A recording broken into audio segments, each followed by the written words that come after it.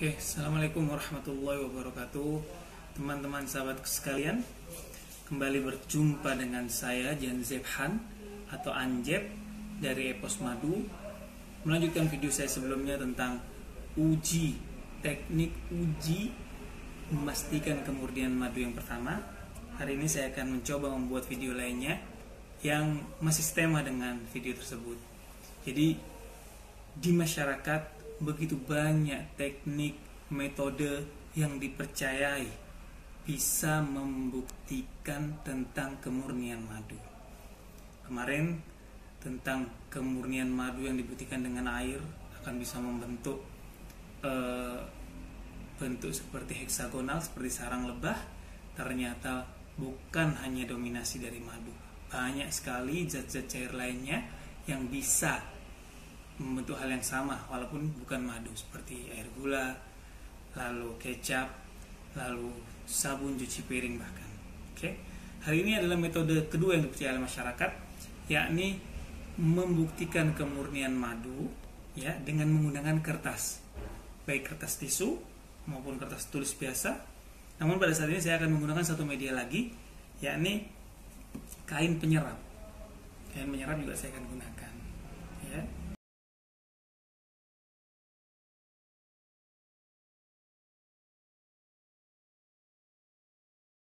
Dan di sini saya sudah menyiapkan beberapa bahan. Di antaranya adalah saya punya susu kental manis, ya, susu kental manis. Lalu saya punya madu sono keling yang kental, sudah dilakukan proses penurunan kadar air, ya, dengan dehumidifier. Lalu saya juga punya madu sono keling, juga sama. Jadi madu ini bersumber dari peternakan yang sama, dipanen pada tanggal yang sama, jenis madunya yang sama juga. Cuma ini asli ya, rohani. Jadi madu baku. Jadi sebagaimana madu baru diambil dari sarang lebah seperti ini aslinya. Lalu madu akasia karpa ya dari Jambi. Ini juga kondisi bakunya ya, kondisi madu bahan baku. Dan ini yang sudah kental 17% karena dilakukan proses dehumidification ya, penurunan kadar air. Lalu saya juga punya satu madu yang sangat murah, saya beli dari sebuah marketplace seharga 30.000 1 kilogram. Yang kemarin saya ceritakan, ada sebuah toko di marketplace, bukan sebuah sebenarnya, banyak toko di marketplace yang menjual kurang lebih sama madunya seperti ini dengan harga yang sangat murah, 30.000 per kilogram, dibeli oleh ribuan orang. Tapi secara pribadi saya meragukan kualitas madu ini, bahkan saya menduga ini bukan madu murni. Oke, saya langsung aja nanti penjelasan tentang bagaimana metode ini bekerja setelah kita melakukan uji cobanya ya. Jadi saya langsung saja, saya mulai dari madu murni dulu yang kental. Madu murni yang kental jenis karpa ya. Saya ambil madunya, lalu saya letakkan dia pertama di kertas tulis. Ini kertas tulis biasa yang biasa digunakan fotokopi dan sebagainya. Lalu di kertas tisu.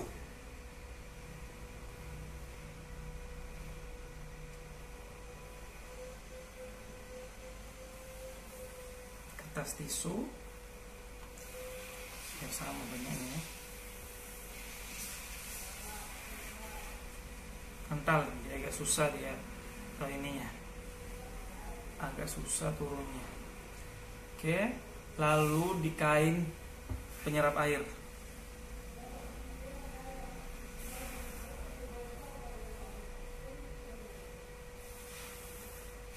Di kain penyerap air.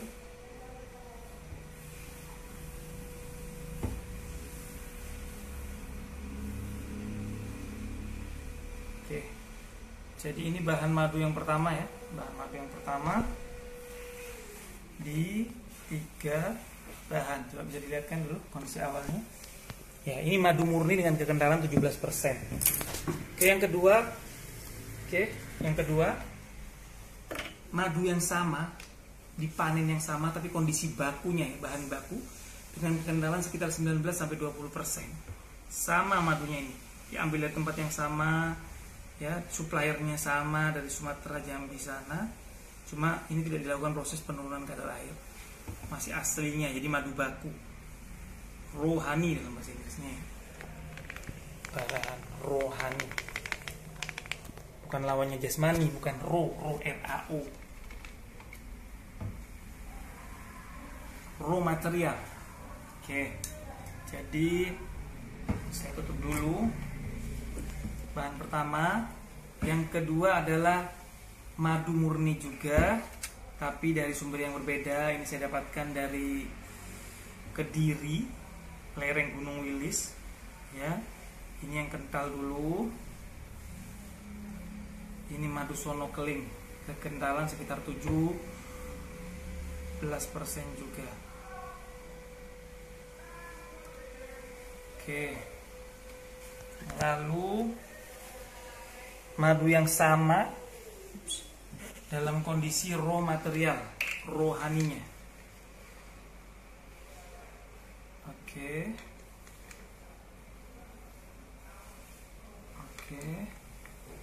dalam kondisi raw material. Yang kedua sudah. Yang ketiga, saya akan pakai susu kental manis. Susu kental manis saya sandingkan dengan madu yang pertama, biar nggak salah dengan madu yang cenderung agak putih juga itu. Susu kental manis. Susu ini kalau nggak salah ini susu kental manis mereknya Cap Nyonya. Susu kental manis Cap Nyonya. Oke, susu kental manis sudah selesai. Lalu yang terakhir, last but not least, madu 30.000 1 kilo di sebuah marketplace terkenal.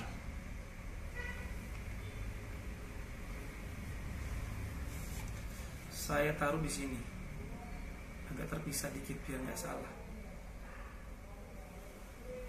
Oke.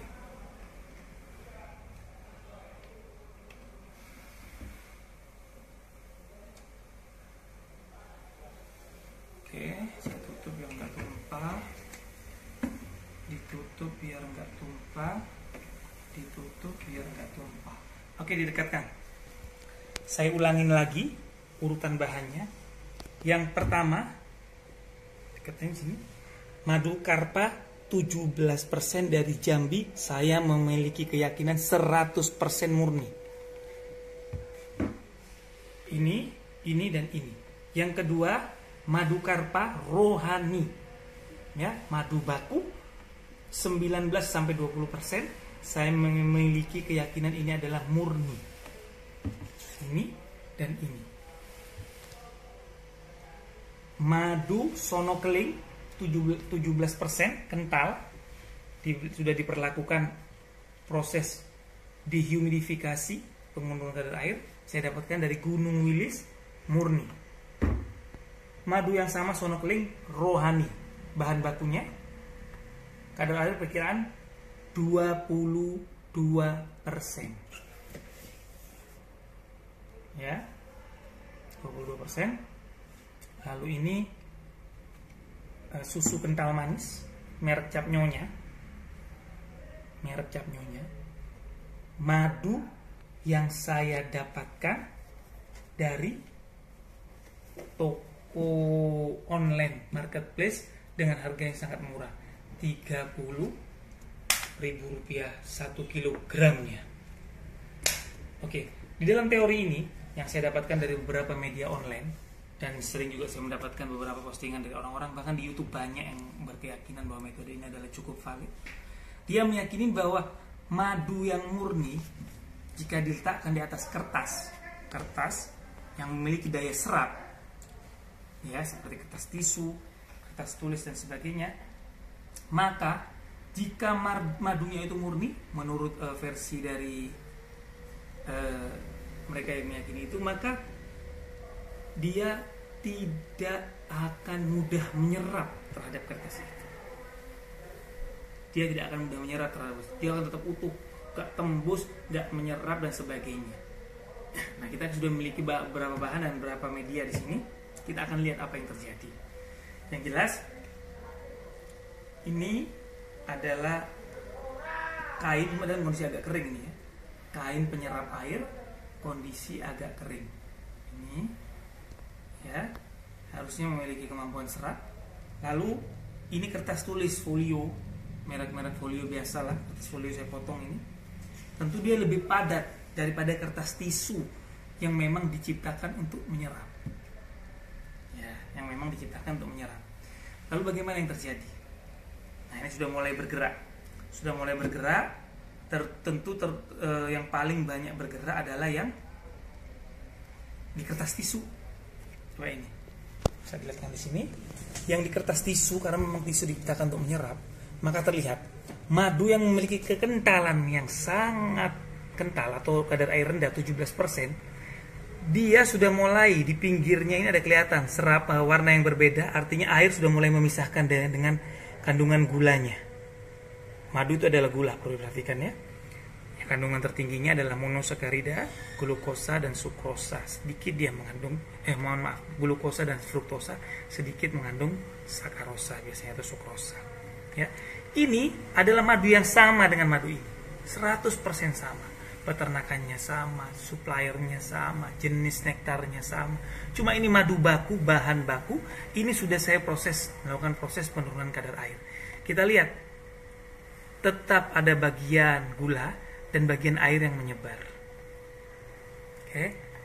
Ini adalah madu dengan jenis sono keling, ya, yang kental. Sudah dilakukan proses pengenalan. Ini adalah madu yang sama, dia juga mulai menyebar sama. Ini madu dengan kadar air sekitar 19% juga. Ini ya, 19-20%, cukup kental juga ini. Saya dapatkan dari toko online itu. Ya, dia juga mulai memisah antara gula dan airnya. Kita lihat ini. Lalu susu kental manis, ini yang menarik. Susu kental manis merek Cap Nyonya. Ya. Merek Cap Nyonya ini ternyata dia karena kekentalannya mungkin ya. Ini dia tetap bertahan, tidak banyak air yang terpisah. Oke. Dan kita lihat di baliknya. Kita lihat di baliknya. Kita lihat di baliknya. Semuanya menembus. Semuanya menembus. Semuanya menembus. Nih menembus. Ini menembus. Ini menembus. Ini menembus. Semuanya lengket dan menembus. Karena kita tahu memang tisu itu sebuah kertas yang renggang diciptakan untuk menyerap. Maka di sela-sela renggangan tadi itulah ya akan terisi oleh air. Dan perlu diketahui bahwa ciri dari madu adalah memiliki sifat hidroskopis. Apa hidroskopis itu? Dia mudah menyerap air dari lingkungan sekitarnya atau melepaskan air, tergantung dari tekanannya yang mana yang lebih kuat. Kalau di sekitarnya lebih banyak kandungan air, dia akan mengambil airnya, maka dia akan menjadi encer. Tapi kalau di sekitarnya airnya sedikit, maka dia akan melepaskan air. Kita lihat di sini, kembali di sini, ya. Ini tumpah karena tadi proses saya mengangkat. Kita lihat, ya, itu terbukti bahwa madu itu memang melepaskan kandungan airnya lebih banyak daripada madu yang ini yang saya katakan saya ragu dengan keasliannya ini. Madu yang murni ini, madu murni dengan kandungan air kira-kira sama ini, ternyata ini lebih lebar, lebih banyak melepaskan cairannya. Cenderung identik juga. Susu kental manis dengan madu murni juga sama, yang kental. Begitu juga madu ini. Jadi bisa kita ambil kesimpulan? Belum, tunggu dulu. Kita lihat dari ini dulu. Ini adalah kertas yang lebih padat, kertas tulis. Artinya tidak banyak tempat bagi kertas itu untuk bisa memberikan ruang bagi air-air yang diserapnya. Tidak mudah menyerap juga. Ya, tidak mudah. Kita lihat bagian bawahnya. Ya. coba saya sentuh, maka semuanya masih kering. Semuanya masih kering. Semuanya masih kering. Susu kental manis kering, madu yang encer kering, madu yang kental kering. Semuanya belum bisa menembus. Artinya apa? Artinya semuanya identik kalau dibuktikan dengan kertas ini. Semuanya identik. Lalu bagaimana dengan kain penyerap? Kain penyerap kita lihat bawahnya semuanya belum ada yang tembus, ya, dan semuanya belum belum menyebar. Kita coba geser ini ya. Ini susu kental manis sama seperti ini juga. Lalu ini juga sama. Ada air yang sudah menempel. Ya, ini juga sama, ada air yang sudah mulai menembus. Ya, ini ada air yang mulai menembus maksud saya. Nah, itu kelihatan. Ya, ini juga sudah mulai ada air yang mulai menembus. Ini susu kental manis ya, sudah mulai ada yang menembus. Ini juga ada menembus. Ini belum bisa menembus. Yang kental ini juga belum bisa menembus. Ini mulai menembus. Jadi apa? Tidak bisa kita mengambil kesimpulan dari cara-cara seperti ini. Begitu juga ini. Ya, tidak bisa kita mengambil kesimpulan dengan cara yang begitu sederhana ini. Teknik ini hanya membuktikan tentang mungkin sifat hidroskopis dan kandungan air. Semakin encer sebuah madu, ya, maka dia akan melepaskan air lebih banyak pada waktu yang sama, pada kertas yang sama. Tapi itu tidak membuktikan apa-apa, karena saat ini sudah dengan mudah kita bisa membeli alat pengukur kadar air. Alat pengukur kadar air murah dan mudah serta valid. Di samping itu juga kita bisa dengan mudah membedakan madu encer dan kental. Itu juga bukan sebuah ukuran kemurnian madu. Encer dan kentalnya madu bukan ukuran kemurnian madu. Karena madu memiliki karakter berdasarkan di mana didapatkan, berdasarkan jenis lebahnya. Madu kelanceng atau Trigona sp lebih encer secara alamiah daripada madu jenis mellifera. Begitu juga madu hutan cenderung lebih encer daripada mellifera yang bisa diternak. Kenapa? Karena di hutan biasanya kelembaban tinggi. Itu yang pertama. Yang kedua, para pembolang atau pemburu madu hutan, di saat dia menemukan madu, ya, maka dia tidak akan mempertimbangkan madu ini sudah kental, cukup matang, semua tempat madu tertutup polen secara maksimal, maka dia akan panen saja. Ya, kalau dia tinggalkan akan diambil sama orang lainnya. Berbeda kalau madu ternak, sangat tergantung dari kesabaran peternaknya. Peternak yang sabar, dia tidak akan cepat-cepat memanen madunya. Dia akan biarkan bertahan pelan-pelan agar madunya matang benar-benar di sarang, memiliki kentalan yang cukup, baru dipanen. Begitu kira-kira. Jadi metode ini tidak bisa kita jadikan ukuran atau sesuatu yang kita bisa anggap valid membuktikan tentang kemurnian madu. Kita lihat lagi. Identik saja. Ya, identik saja. Identik saja. Susu kental manis, madu murni agak encer, madu murni kental agak encer, madu yang saya tidak yakin murni. Begitu juga di sini, di kertas yang berbeda. Ya baik, kira-kira itu saja. Insya Allah saya akan melanjutkan lagi video ini dengan menguji beberapa teknik lainnya. Ya, ditunggu saja video saya.